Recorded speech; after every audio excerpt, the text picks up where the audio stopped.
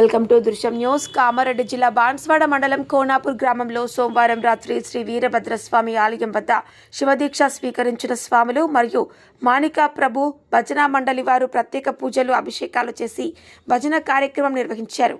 కార్యక్రమంలో శివదీక్ష స్వీకరించిన స్వాములు మఠం వీరభద్రప్ప, సుప్పని సాయికృష్ణ, హరికృష్ణ, సందీప్, సాయిరాం, పోచయ్య, దేవిసింగ్, మాణిక ప్రభు భజన సభ్యులు అంజాగౌడ్, ముత్యం, సత్యనారాయణ, జంగం, సంగమేశ్వర్, అప్ప, రమేష్, దశరథ్, నర్సింహులు, నవీన్ తదితరులు పాల్గొన్నారు. దృశ్యం న్యూస్ బాన్స్వాడ మండల ప్రతినిధి వడ్ల శ్రీనివాస్.